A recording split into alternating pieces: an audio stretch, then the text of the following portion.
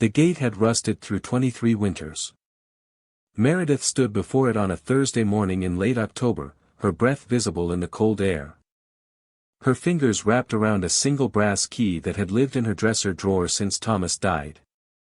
She had passed this gate countless times, walking to the mailbox, tending the garden that no longer bloomed as it once did. Sitting on the porch in the long evenings when silence filled the house like water rising slowly in a well. The gate led nowhere she needed to go. Beyond it lay only the old woods at the edge of their property, a tangle of oak and pine that Thomas had loved but never tamed. He had installed the gate 3 months before the stroke took him, working alone on weekends, his methodical hammer strikes echoing across the yard. She had asked him why, once, standing in the kitchen doorway with dish soap still on her hands. "Just something I need to do," he'd said, not looking up from his work. She hadn't pressed. Marriage, she had learned across 41 years, sometimes meant allowing mysteries to remain mysteries. Now the gate stood before her, iron bars bleeding rust onto the stone posts, and she held the key he'd left labeled in his careful handwriting, "For when you're ready." She wasn't sure she ever would be. The morning Thomas died, they had argued about paint colors. Meredith remembered this with a clarity that felt like punishment. She had wanted sage green for the bedroom. He had preferred the cream they'd always used.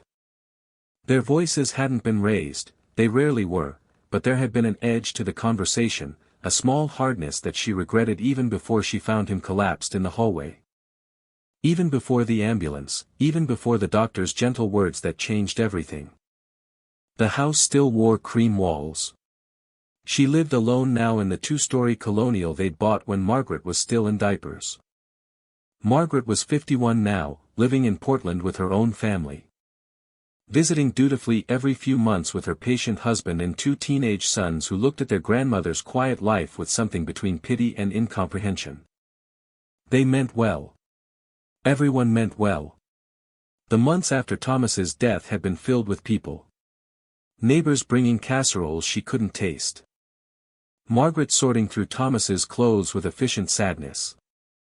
Friends from church offering their presents like medicine, sitting in her living room making gentle conversation while she nodded and smiled and waited for them to leave so she could breathe again. Eventually, they did leave. Eventually, the phone calls became weekly instead of daily, then monthly. Eventually, she was allowed to grieve in the particular way grief demanded, not with drama or despair, but with the quiet rearrangement of a life suddenly missing its other half. She learned to cook for one. She learned to sleep diagonally across the bed, though she never did. She learned that silence had textures, and some were more bearable than others. The key appeared 3 weeks after the funeral. She had been sorting through Thomas's desk, a massive oak piece he'd inherited from his father, when she found the small wooden box tucked in the back of the bottom drawer. Inside, cushioned on velvet, lay the brass key and a note in his handwriting, "For the gate. When you're ready. All my love, T." She had taken the box to the bedroom and placed it in her dresser, beneath folded sweaters that still smelled faintly of the lavender sachets she replaced each spring. Sometimes she took the key out and held it, trying to divine meaning from the cool metal, from the cryptic message, from the fact that Thomas had known he was leaving her something unfinished. But she never went to the gate. Not the first year, when everything still felt too raw to touch. Not the second year, when she began to rebuild some small version of a life that resembled living. Not the third or fourth or fifth, as seasons turned and her hair went from gray to white and her children's children grew taller and the world kept spinning with indifferent momentum. The gate rusted.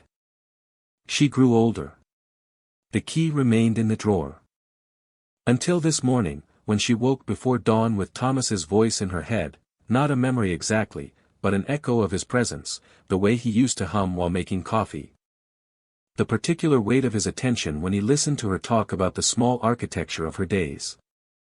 She had risen in the darkness, dressed in the practical clothes of her widowhood, and retrieved the key. Now she stood before the gate, autumn leaves collecting around her feet, and tried to remember when she had last felt truly ready for anything.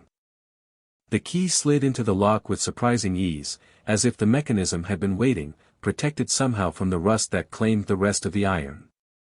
Meredith turned it slowly, feeling the tumblers shift, and the gate swung open with a groan that seemed to come from the earth itself.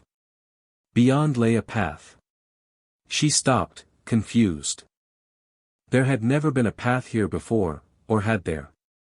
She tried to recall the view through the gate's bars over the years, but realized she had never really looked. The gate had been Thomas's project, his mystery, and she had unconsciously averted her eyes from it, the way one might avoid looking at a wound. The path was narrow, bordered by wild ferns and the encroaching forest. Leaves covered much of it, but she could make out deliberate stonework beneath, flat rocks placed with care to create a walkable surface. Someone had built this. Thomas had built this. She stepped through the gate. The morning was bright but cool, the October sun filtering through branches that had mostly shed their leaves. The path wound gradually upward, following the natural slope of the hill that rose behind their property. Meredith walked slowly, her breath coming harder with the incline, her hand occasionally reaching out to steady herself against a tree trunk. She had not walked in these woods since Thomas's death. Before that, they had hiked here together in the early years of their marriage, when their bodies were young and tireless. They had brought Margaret here as a child, teaching her to identify oak from maple, showing her where the deer slept in the high grass. But that was decades ago, and she had forgotten how the forest felt, the particular quality of its silence, broken only by birdsong and the whisper of wind through pine needles. The path continued upward. Her legs ached. She almost turned back twice, but something pulled her forward, not curiosity exactly, but a sense of obligation. Thomas had made this for her. He had left her the key with a message about readiness. Whatever lay ahead, he had intended for her to find it. After 20 minutes of steady climbing, the path leveled out and opened into a clearing. Meredith stopped, her hand rising to her mouth. In the center of the clearing stood a bench, simple, wooden, weathered but sturdy. But it was what surrounded the bench that made her breath catch: flowers. Hundreds of flowers in neat, intentional beds that formed a circle around the sitting area. Perennials, she realized, planted to bloom in succession. Spring bulbs, daffodils and tulips, their foliage now died back. Summer roses, their canes still green despite the season. Fall asters in full purple bloom. Even winter hellebores, their dark leaves promising flowers in the coldest months. Someone had tended this garden. Recently. She walked forward slowly, her mind struggling to make sense of what she saw. The beds were immaculate, weeded and mulched. The bench had been recently treated with wood preservative, she could smell the faint chemical tang. A small stone path led from where she stood to the bench itself. On the bench's backrest, a brass plate caught the morning light. She moved closer and read the engraving: "For Meredith, who gave me 41 years of beautiful mornings. May you find peace in this place I could not finish." Her knees weakened. She sat down heavily on the bench, her hands shaking. Thomas had built this. For her. Before he died. But he couldn't have maintained it. That was impossible. Meredith sat for a long time, trying to understand. The garden was immaculate in a way that spoke of regular, devoted care. Weeds didn't remove themselves. Roses didn't prune themselves. Someone had been coming here, maintaining this place, for years. 5 years. Since Thomas died. She rose and walked slowly around the clearing, examining the flower beds more closely. She recognized Thomas's aesthetic in the plant choices. He had always preferred cottage garden informality to rigid landscaping. The daffodils were the variety he'd planted along their front walk. The roses were the same antique types he'd babied in the side yard. This was his vision, his design. But whose hands had kept it alive? Near the edge of the clearing, partially hidden by a large oak, she found a small shed she hadn't noticed initially. It was barely bigger than a closet, constructed from the same weathered wood as the bench. The door was unlocked. Inside, organized with military precision, were gardening tools. A spade, a rake, pruning shears, a trowel. Bags of mulch stacked neatly in the corner. Fertilizer. Packets of seeds arranged in a wooden box, labeled by season. On a shelf, a thermos and a folded blanket. And on the wall, a clipboard with sheets of paper covered in handwriting she didn't recognize. She lifted the clipboard with trembling hands and carried it to the doorway where the light was better. The papers were logs. Garden logs. Dated entries describing maintenance tasks, observations about plant health, notes about weather and watering and seasonal changes. The entries went back 5 years, starting just weeks after Thomas's funeral. October 15th, planted the last of the spring bulbs. 200 daffodils along the outer circle, mixed varieties as Tom specified. Ground is good, drainage should be adequate. First frost expected next week. April 3rd, daffodils are up and blooming. Meredith would love these. Cleared winter debris, spread new mulch. Repaired bench leg, frost heave had loosened the joint. June 22nd, roses showing some blackspot despite preventive treatment. Removed affected leaves. Tom always said these old varieties were tougher than they looked. Hope he was right. September 8th, asters coming on strong. This place looks like Tom imagined it. 5 years now. Still don't know if she'll ever come. The writing was precise, masculine, patient. The voice in the entries was gentle, dedicated, almost conversational, as if the writer were speaking to Thomas himself. Meredith's hands shook as she flipped through page after page of entries. 5 years of weekly visits, sometimes more often. 5 years of someone caring for this secret garden that Thomas had started but never finished. Who? She returned to the bench and sat down, the clipboard in her lap, her mind racing through possibilities. Thomas's brother had died years before Thomas. His close friends were elderly, incapable of this physical labor. Margaret lived across the country. The neighbors barely knew about the woods behind the house, let alone a hidden garden accessible only through a locked gate. The sun had climbed higher now, warming the clearing. Bees moved lazily between the asters. Somewhere in the trees, a woodpecker hammered a steady rhythm. The bench, she noticed, was positioned to catch the morning light while providing a view across the valley below. From here, you could see the church steeple in the distance, the winding road that led to town, the patchwork of fields and forest that made up this corner of the world she'd lived in for decades. It was beautiful. Achingly beautiful. The kind of place Thomas would have loved. And someone had kept it alive for her, in secret, for 5 years. Meredith made her way back down the path slowly, her mind working through the puzzle.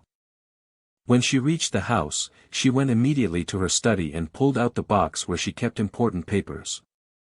Inside were documents from Thomas's funeral, sympathy cards, the will, receipts from the estate settlement. She sorted through them until she found what she was looking for, the list of pallbearers from Thomas's service. 6 names. 3 she could eliminate immediately, 2 old or moved away. That left 3 possibilities. She sat at her desk and called Margaret. "Mom. Is everything okay?" Her daughter's voice carried the slight worry that had become permanent since Thomas died, as if Meredith might shatter at any moment. "I'm fine, sweetheart. I have a question about your father's funeral. Do you remember who helped arrange things? Besides you and me?" A pause. "Well, the funeral home handled most of it. Pastor Jim did the service." "Why? What about David Frost? I saw his name as a pallbearer." "Dad's old student?" "Yes, he helped a lot actually. He was really kind. Helped coordinate with the funeral home, organized the reception at the church, stayed late to clean up. He came by the house a few times after 2, to help with yard work and things." "Why are you asking about this now?" Meredith's heart was beating faster. "Did he know about the gate?" The one your father built before he died. Another pause, longer this time. I don't know. Maybe. Mom, what's going on? I'll explain later. Do you have David's phone number? I think so. Mom, you're worrying me. Don't worry. I just need to talk to him about something your father left me. After she hung up, Meredith sat with the phone number Margaret had texted her, trying to organize her thoughts. David Frost. She barely remembered him. Thomas had taught high school biology for 30 years before retiring, and David had been one of his students, when? 20 years ago? 25? She tried to recall what Thomas had said about him. Very little, she realized. Thomas had loved teaching but rarely talked about individual students. There had been something though, some mention of David going through a difficult time, and Thomas spending extra hours helping him. But the details escaped her. She picked up the phone and dialed before she could second-guess herself. Hello. A man's voice, warm and slightly puzzled. Is this David Frost? Yes, who's calling? This is Meredith Ellis. Thomas Ellis's wife. Silence on the other end, stretching long enough that she thought the call had dropped. Mrs. Ellis. His voice had changed, grown softer. How are you? I found something today. The garden. Behind the gate. She heard him take a breath. You found it. You've been taking care of it. For 5 years.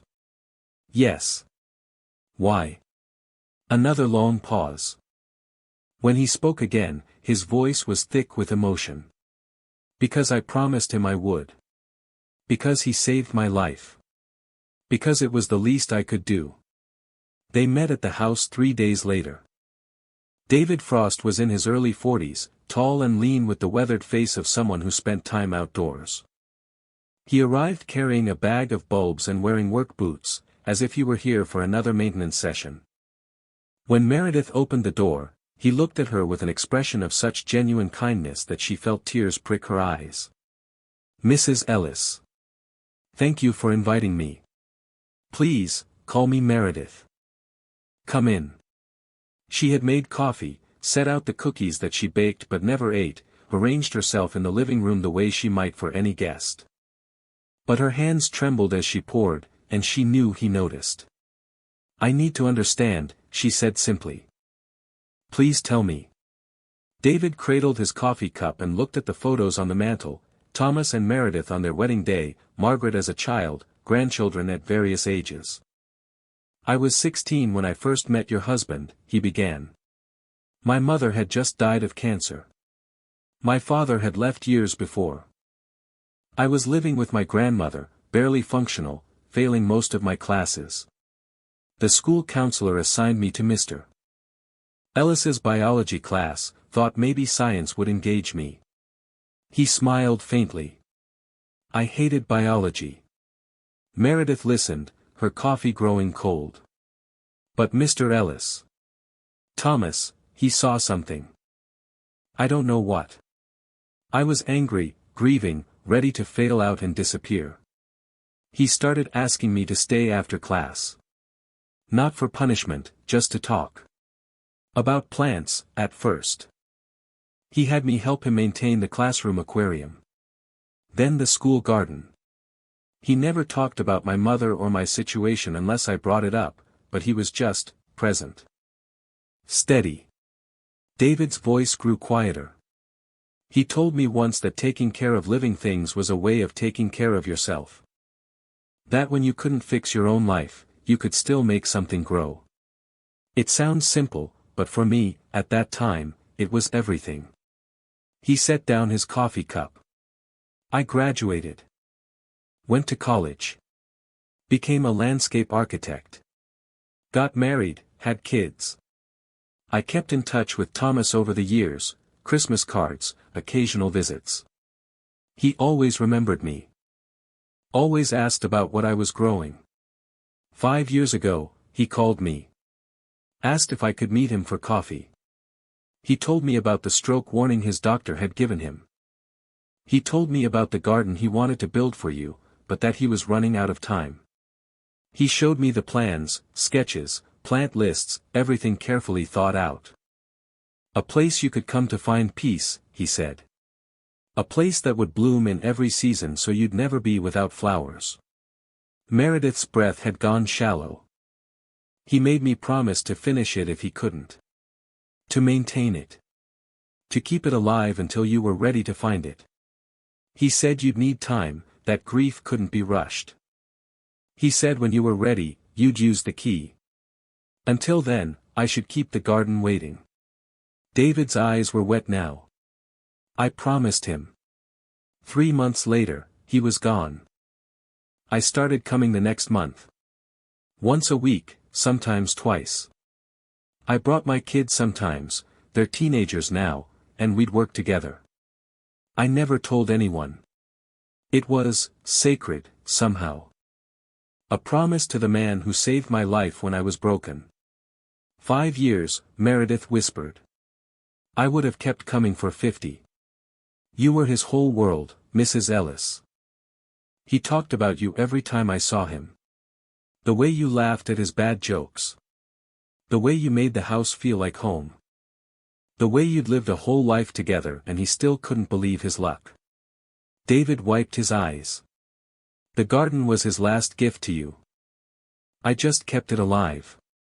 They walked to the garden together, David carrying his bag of bulbs, Meredith holding the key she no longer needed. In the clearing, the morning sun illuminated everything, the asters still blooming purple, the roses settling into dormancy, the carefully tended beds waiting for spring. David showed her his logs, explained his choices, pointed out where he deviated from Thomas's original plans when practical considerations demanded it. These hellebores, he said, gesturing to the dark green plants, they'll bloom in January. Even in snow. Thomas specifically wanted those. He said you needed to know that beauty could survive winter. Meredith knelt beside the hellebores, her fingers brushing the leaves. She thought about Thomas, weakened by warning signs his body gave him, racing against time to plan this final gift. She thought about David, faithful to a promise, tending this garden in secret for 5 years, never knowing if she'd ever come. She thought about love and time and the things we do for each other that no one sees. I want to help, she said suddenly, looking up at David. I want to learn to take care of it. His face broke into a smile. I'd be honored to teach you.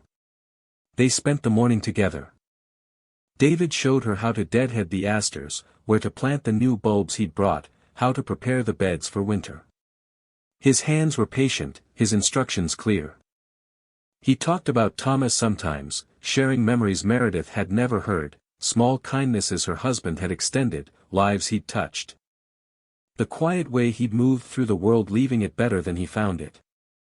As the sun climbed higher, Meredith sat on the bench while David finished mulching a bed. She looked at the plaque with Thomas's words and felt the weight of 5 years of grief begin to shift into something else. Not relief exactly, but understanding. Thomas had known her so well. Known that she would need time. Known that she would need something to bring her back to life. Known that the gift couldn't be given too soon. And he'd found someone who understood the value of patience, who knew how to keep things alive while waiting for the right moment. David, she said. Thank you. I don't have words adequate to, you don't need them. He straightened, brushing dirt from his knees. Thomas gave me a future when I had none. This was the smallest possible repayment. They worked together until early afternoon, when David said goodbye and promised to return the following week. Meredith stayed longer, sitting on the bench, watching light move across the valley below. She thought about the 23 winters the gate had rusted. The 5 years David had climbed this path alone. The 4 decades she and Thomas had built together, one ordinary day at a time. The way love persisted even after death, planted like bulbs in the dark, waiting for the right season to bloom. Ending that evening, Meredith called Margaret and told her everything. Then she walked through the house, really looking at it for the first time in years. The cream walls that Thomas had preferred. The photos documenting a life lived in partnership. The empty spaces that had felt like wounds but now seemed like room for something new to grow. The next morning, she rose early and returned to the garden. She brought a thermos of coffee and Thomas's old gardening gloves, worn soft by his hands. She sat on the bench as the sun came up, watched the valley emerge from darkness, listened to the world wake around her. When she finally stood to begin the day's work, she found herself speaking aloud, words carried away by the October wind, "I'm ready now." The hellebores would bloom in January. The daffodils in April. The roses in June.